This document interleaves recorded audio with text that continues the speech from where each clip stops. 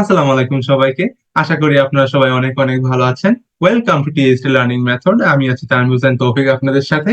তো আজকে আমাদের টপিকটা হচ্ছে আমরা কিভাবে ক্যানভা দিয়ে আমরা আমাদের বিভিন্ন ধরনের ছবিতে কভার ফটো এবং বিভিন্ন ধরনের টেমপ্লেটসে আমরা আমাদের ছবিকে সার্কেল শেপ দিতে পারবো। তো সেটা আমরা কিভাবে দিব আমরা চলেন দেখে আসি। প্রথমে আমরা আমাদের ক্যানভা অ্যাপসটি ওপেন করে নিব।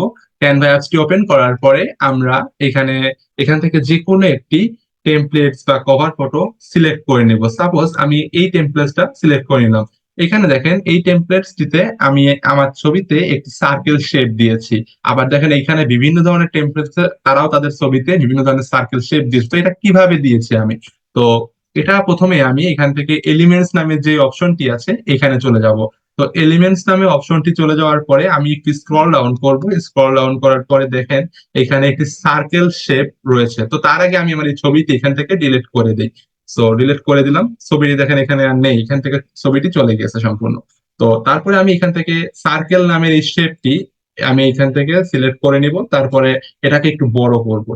এটাকে বড় করার পরে আমি এইখানে দেখেন আপলোডস নামের যে অপশনটা রয়েছে, এই আপলোডস নামের অপশনটিতে ক্লিক করে দেব। তো আপলোডস নামের অপশনটিতে ক্লিক করার পরে এখানে দেখেন আমার বিভিন্ন ধরনের ছবি আছে। আমি আমার যে কোনো একটি ছবিকে এখান থেকে সিলেক্ট করে নিব। সিলেক্ট করে নেওয়ার পরে আমি এই ছবিটিকে টেনে ধরে এনে এখানে বসিয়ে দেবো। এই সার্কেলের ভিতর বসিয়ে দিলে দেখেন অটোমেটিক ছবিটিকে ওরা নিয়ে নিয়েছে।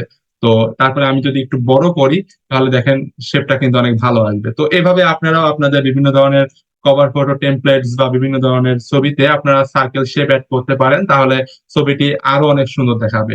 তো থ্যাংক ইউ এই ভিডিওটি দেখার জন্য।